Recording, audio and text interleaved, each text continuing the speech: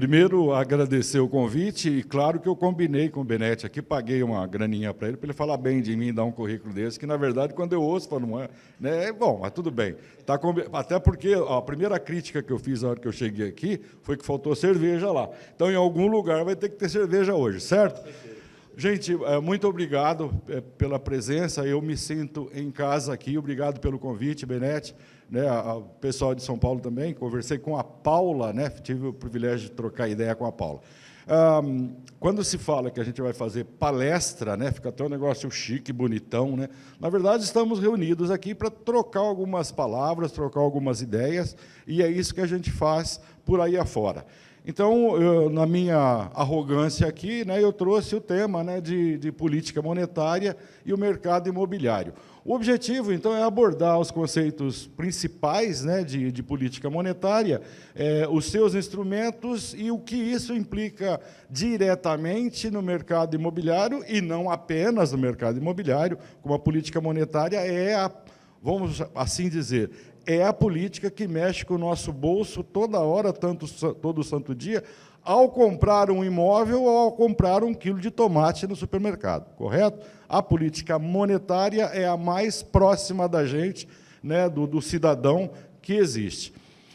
Primeiro, relembrar que esse conceito, que eu acho que é bacana, né, e é conhecido de todo mundo, mas vale a pena a gente relembrar, que ele foi formulado por Adam Smith, né, que é exatamente o conceito, né, a lei da oferta e da demanda, que é a principal lei natural dentro de qualquer economia de mercado. Lembrando, claro, que se estamos falando oferta e demanda, claro que nós estamos nos referindo a uma economia de mercado, portanto, uma economia capitalista, uma economia liberal. Diferentemente, seria se fosse numa economia centralizada, numa economia socialista, não é? Que mais? Chamada, claro, de lei da oferta e da procura. E qual é o fundamento? O óbvio ululante, né? A lei da oferta e da demanda é essa disputa, aspas na disputa, entre compradores e vendedores, né? E essas forças, elas tendem a quê? Tendem a chegar no chamado equilíbrio de mercado, onde ofertantes e compradores estão em pleno equilíbrio, coisa que eu suponho que o mercado imobiliário no Brasil está muito longe de acontecer esse equilíbrio. Vocês me corrijam se eu estiver errado, eu não sou especificamente do mercado imobiliário, mas eu suponho que dentro deste segmento seja muito difícil que um dia alcancemos esse equilíbrio, suponho, né? A oferta se refere à quantidade disponível, enquanto que a demanda é o quê? É a quantidade que os consumidores estão dispostos a comprar, né? E daí que vem, né, nós economistas, nós temos uma desculpa. Nós sempre temos uma desculpa. A gente usa, né, o ceteris paribus. Ceteris paribus vem dizer o quê? Que economia usamos que, para tudo que a gente prevê para daqui a 6 meses, nós estamos dizendo, desde que todas as demais condições permaneçam a mesma. Está vendo por que nós, economistas, podemos errar para caramba e ninguém briga com a gente? Porque a gente fala antes. Né? A gente fala, se todas as demais condições permanecerem inalteradas, a inflação vai ser tanto, o PIB vai ser tanto, não é assim que a gente faz? Erra, de cada 10 previsões que a gente faz, a gente erra 11. Mas aí a gente justifica, não, mas eu falei que se fosse todas as demais condições... Não é isso. Quando que as condições vão ser as mesmas em outros segmentos? Nunca. Mas é um negócio legal aqui para proteger o economista e pagar bem para ele. Correto ou não? Então, é legal. Vamos tomar isso em consideração também, o tal do ceteris paribus, está certo? No caso da lei da oferta e da demanda, são múltiplos os fatores que podem influenciar a oferta e demanda. Claro, né, múltiplos os fatores. Inclusive, né, um novo imposto, fator clima, fatores de produção, custo. Imagina, eu fico imaginando quantos produtos nós estamos falando quando a gente fala no setor imobiliário, de construção, de não sei das coisas. É um negócio absolutamente maluco, eu suponho que seja. Né? Suponho não, tenho certeza que sim, que é um negócio absolutamente maluco. Mas quando a gente põe graficamente, né, a curva fala de oferta e demanda num gráfico, né, então a curva da demanda ela é negativa, né, ela é o quê?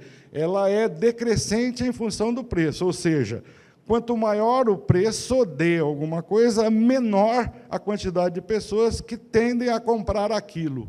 Correto ou não?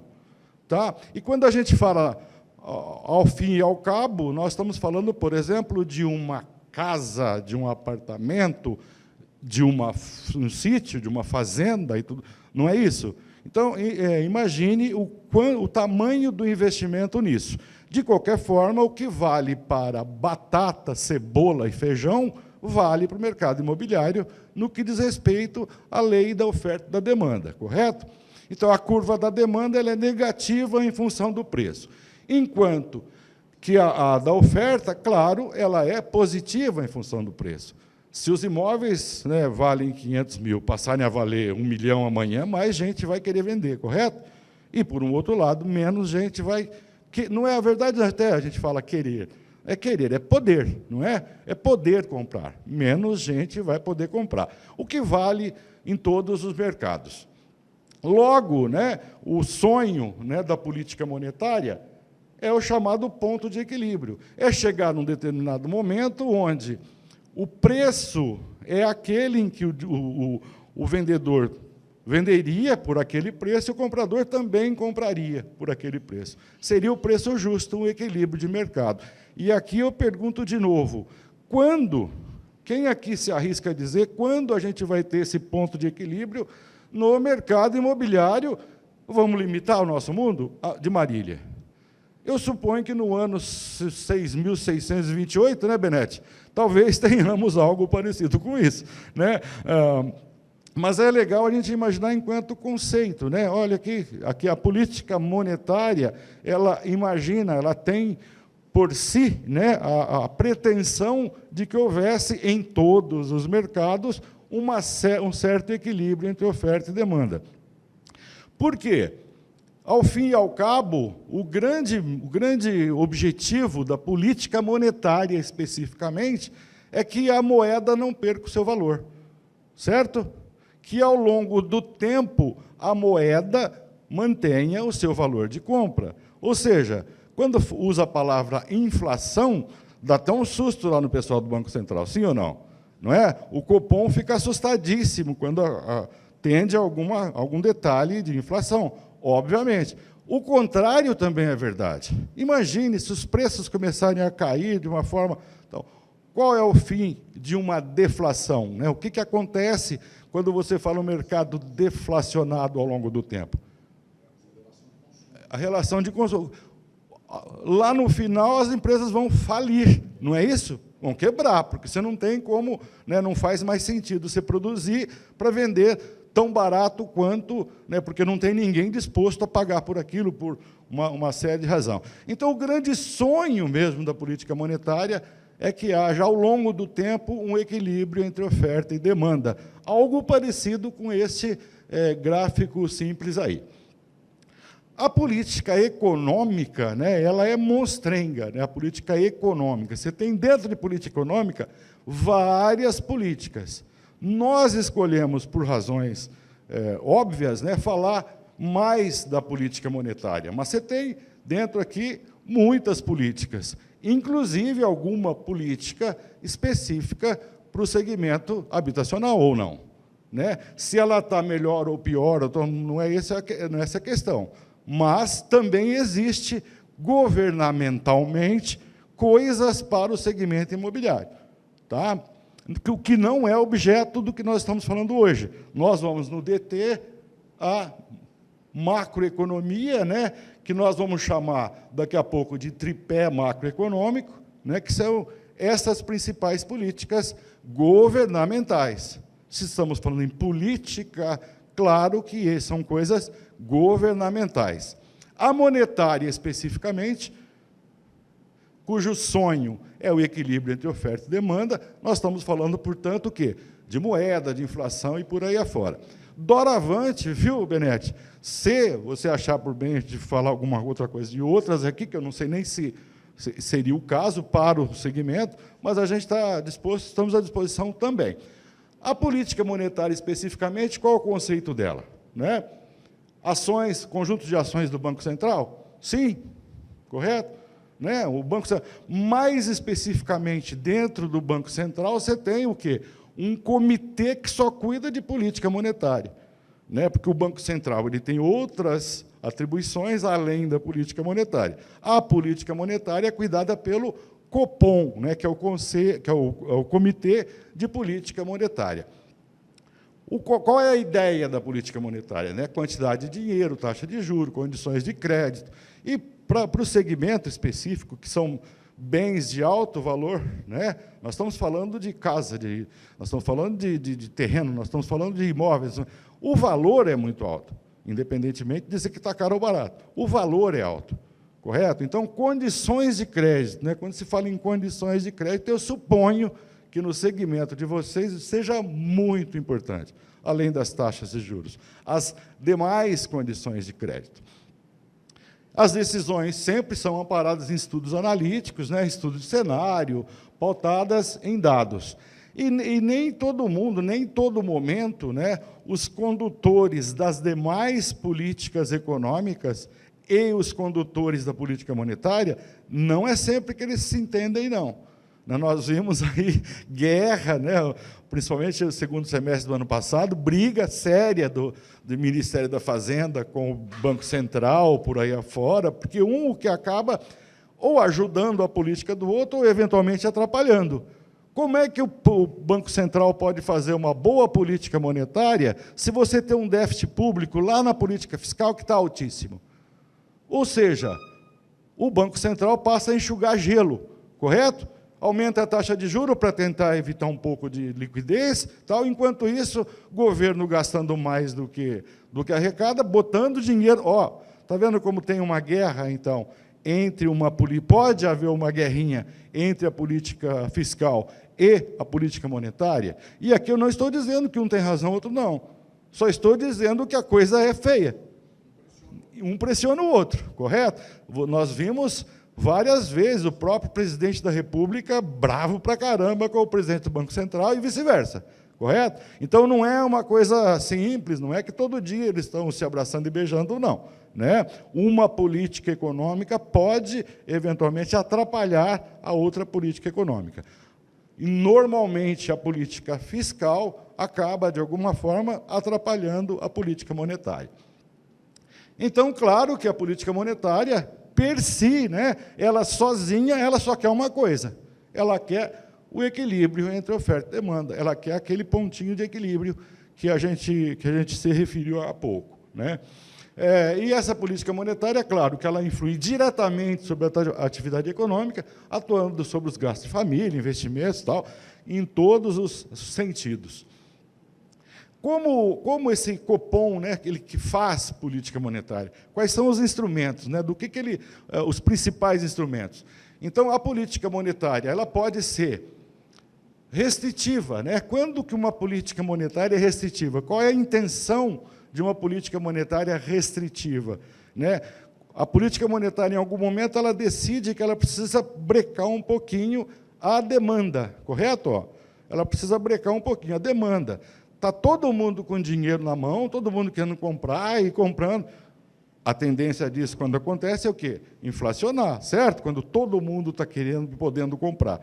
A política monetária restritiva, em algum momento, ela vai, por necessidade de conter a inflação, tomar algumas providências, como, por exemplo, aumentar a taxa de juros, aumentar o percentual de compulsório, que é uma outra coisa que pega muito também para financiamento imobiliário e outros financiamentos de grande monta por aí afora. É a questão dos depósitos compulsórios. Né? Porque o depósito compulsório é aquela parte dos recursos que os bancos têm que depositar junto ao Banco Central, correto? E não pode, daquela parte que foi para o Banco Central, não pode emprestar para os outros, não pode emprestar para o grande público. Isso, em algum momento, restringe crédito, sim ou não? Para o imobiliário, isso surge com muita força. Né? E aqui, quando a gente fala crédito imobiliário, não estou apenas me restringindo ao sistema financeiro da habitação, não é nada disso. crédito de forma geral. Crédito de forma geral. Se os bancos estão, por exemplo, vamos imaginar um percentual, 20% de depósito compulsório, ou seja, de tudo que os bancos captam, 20% é recolhido diretamente ao Banco Central. Ora, só sobrou o quê? 80% para aqueles bancos, para os bancos ofertarem na forma de crédito para as pessoas e as empresas. Então, o Banco Central usa esse balanço também, né?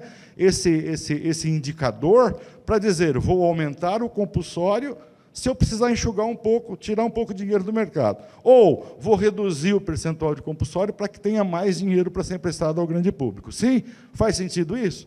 Né? Então, vejam que são dois baita instrumentos da política monetária. A própria taxa de juros, a chamada Selic, e o percentual de compulsório. Com esses dois instrumentos, dá para fazer boa política monetária ao longo do tempo. Não são só essas, mas essas são as principais, não é?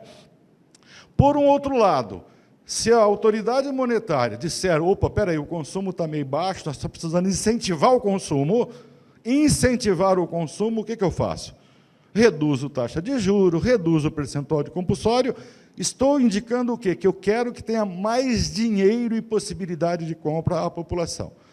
Nessa linha bem rápida, né? Claro que se eu estou fazendo política restritiva, né, há a tendência natural de redução de crescimento econômico. Ao passo que, se eu estou fazendo uma política monetária expansiva, eu tendo a aumentar o crescimento econômico. Claro que, olhando aqui rapidinho, fala, puxa vida, mas não é sempre bom que se aumente o crescimento econômico? Bom seria se houvesse um crescimento tão sustentável que não houvesse inflação. Tá? Não é fácil assim, ainda mais num país como o nosso, que estamos mal começando.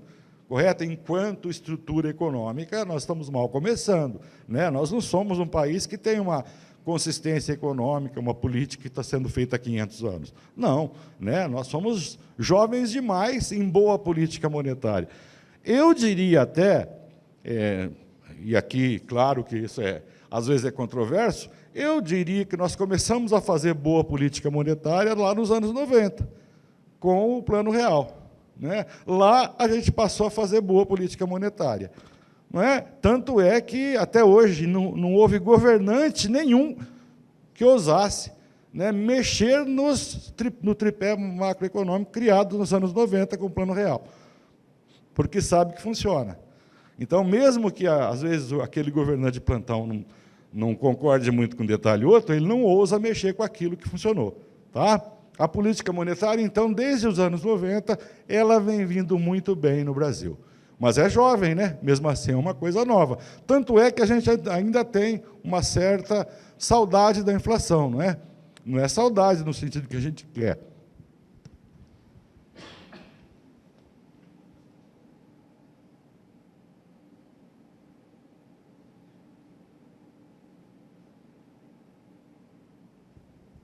Mas uma saudadezinha no sentido do medo, não é?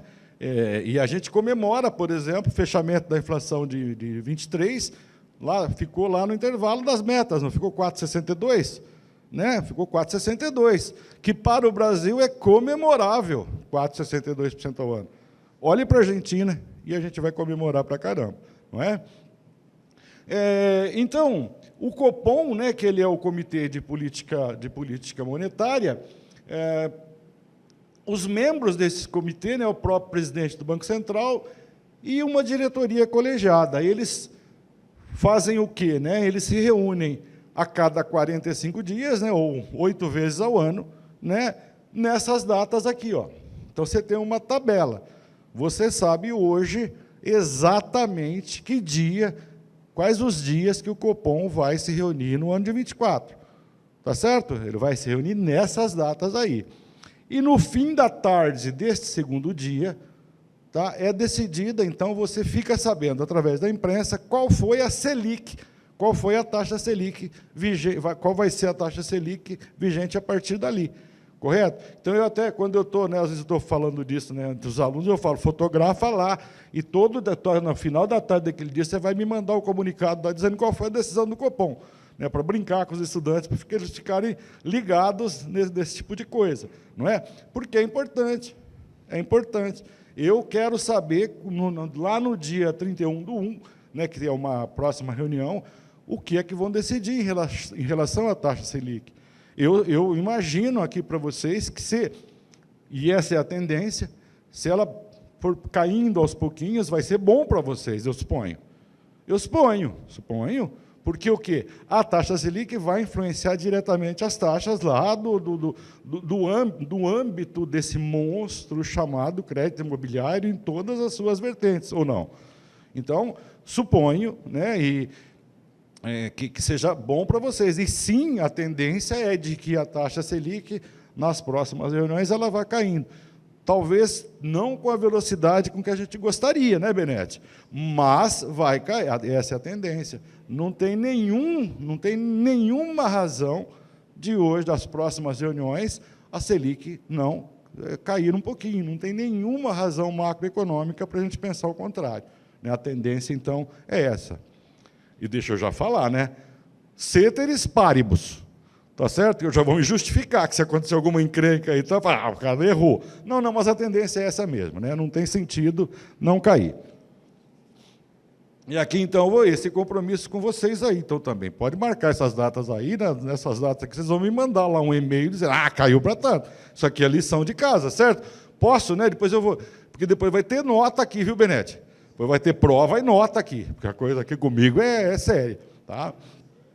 Mas eu acho legal, né? O Banco Central ele tem particularmente o Copom, tem essa transparência de você acompanhar. E no dia seguinte, sempre também, ou no máximo 2 dias depois, tem a ata do Copom, onde eles justificam lá todas as decisões que eles tomaram. Nós resolvemos reduzir a taxa Selic em 0,5 ponto percentual por isso, aquilo. O viés, a tendência para as próximas reuniões é disso, daquilo, por isso, aquilo. Cara, é lógico que eu sou suspeito, eu sou economista, sou apaixonado por esse assunto. Então, para mim, a leitura de uma ata do Copom é quase que um tratado, é uma coisa linda, né? Mas eu sou apaixonado, não vou aqui tentar convencer de que se apaixone pela mesma causa minha, não é? Mas é legal aqui, né? Então,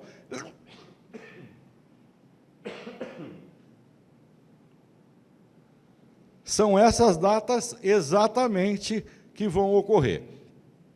E os principais instrumentos da política monetária, já falamos, né? A própria definição da taxa básica de juros, o recolhimento de depósito compulsório, e como isso funciona. Eu tenho a aguinha ali, que eu estou meio gripadão mesmo.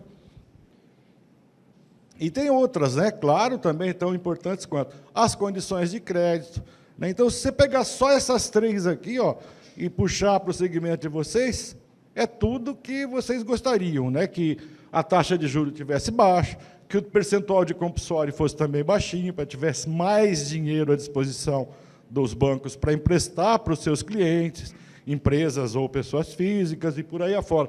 E que as condições de crédito fossem do tipo assim, 0 de entrada e financiamento de 100% ao longo dos próximos 60 anos. Não seria uma maravilha para todo mundo aqui?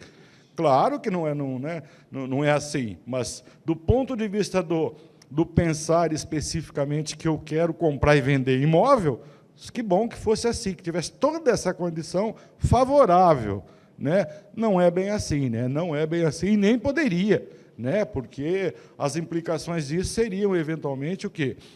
Uma forte demanda e uma dificuldade de oferta, e, portanto, os preços tenderiam a aumentar e assim por diante.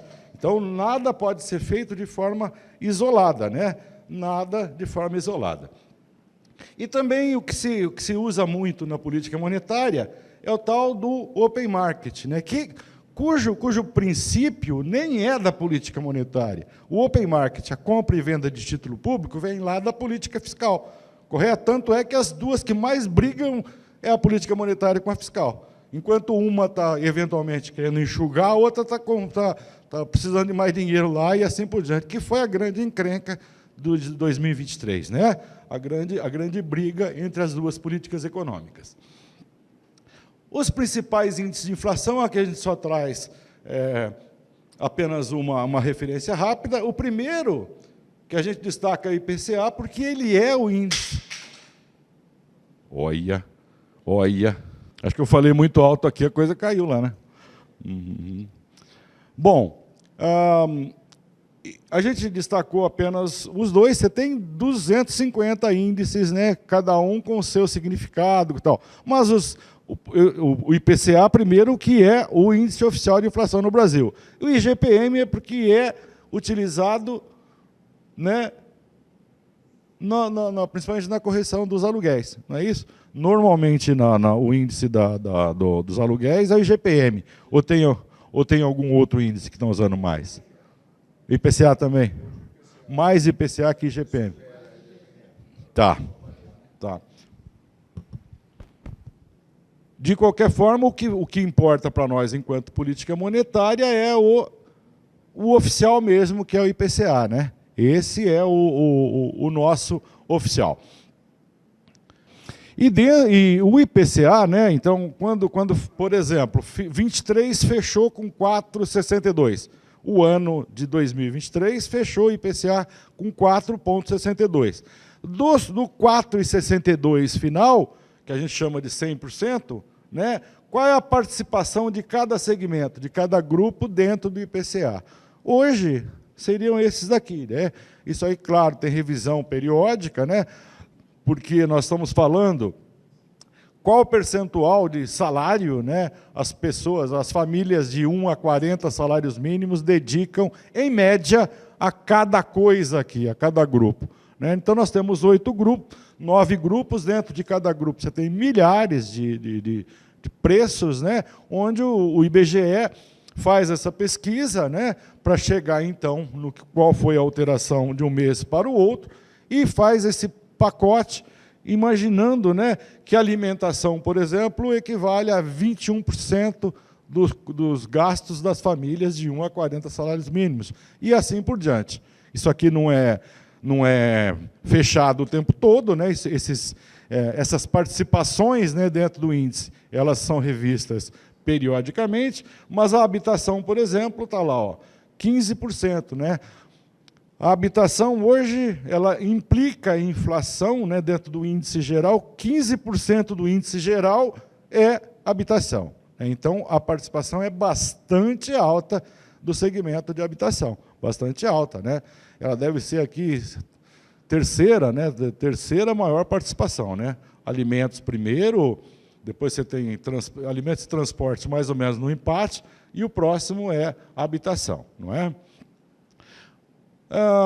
Claro que nós estamos falando de Brasil, e aqui é preciso considerar alguns aspectos, né, que é ainda a chamada dificuldade estrutural, que às vezes atrapalha negócio, ou vocês discordam, né? Vamos colocar alguns ali.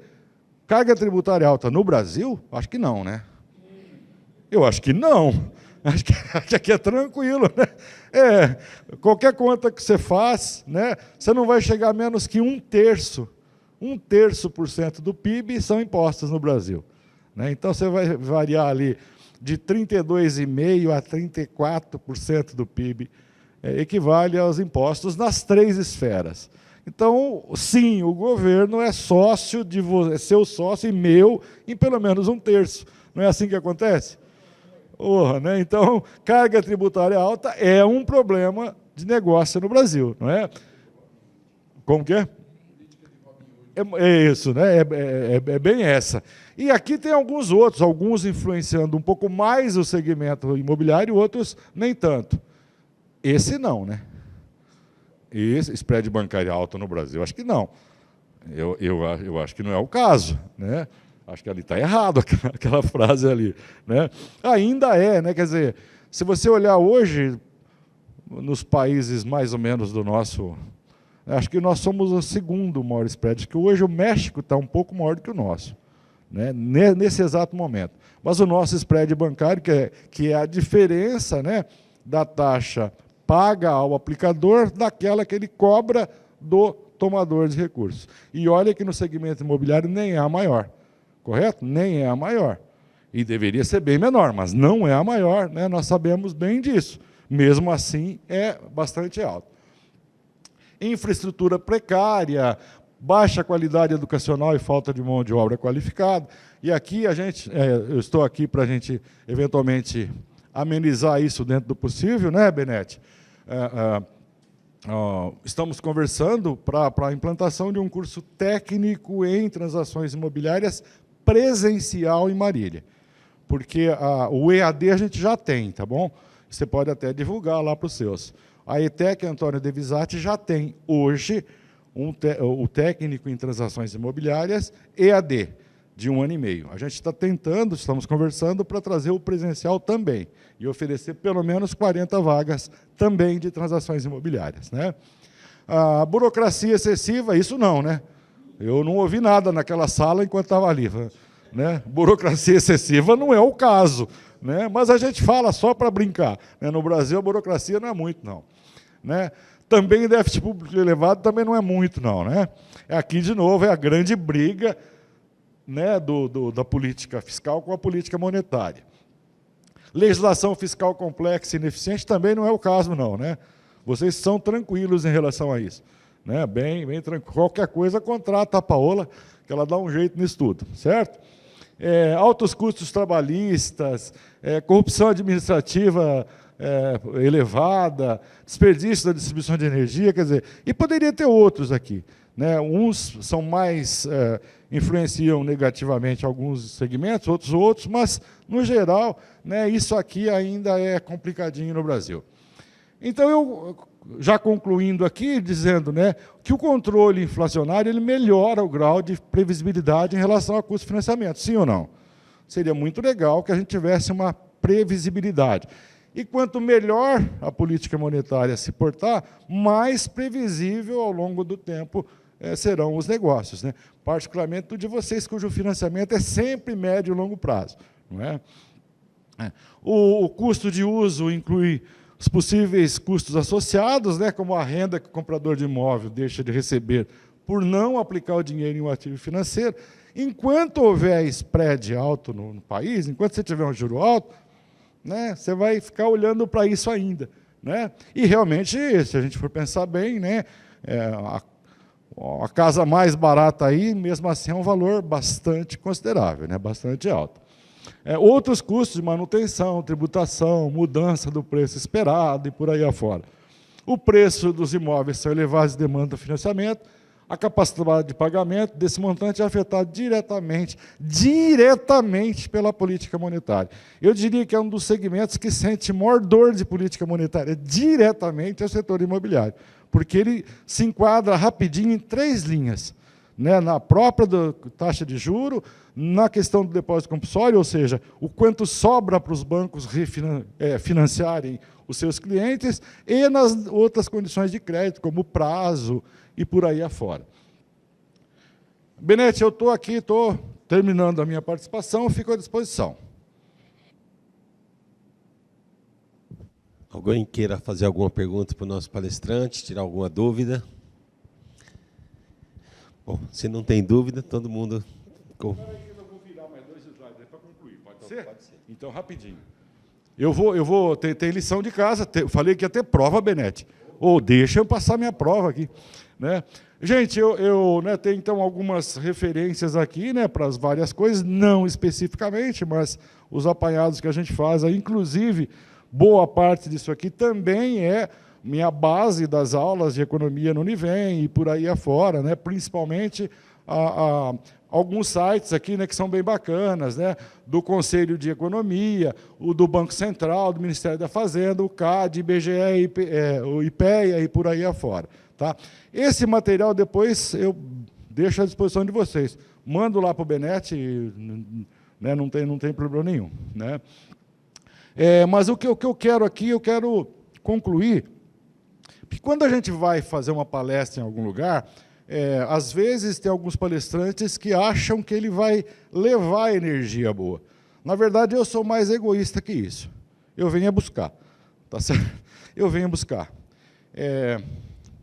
Para um professor, é um privilégio fazer o que eu estou fazendo aqui agora. Benete, obrigado. É um privilégio mesmo.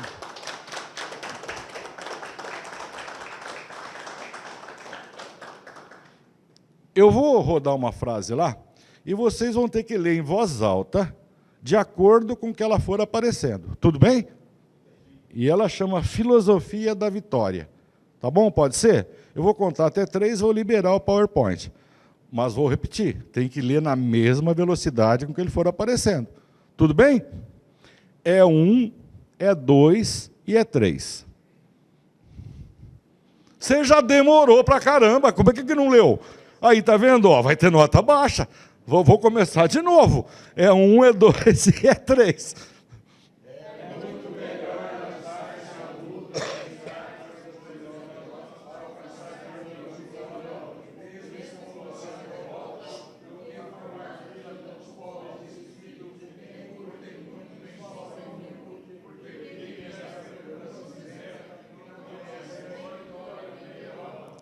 Pessoal, muito obrigado, sucesso, Deus abençoe a todos, tá bom?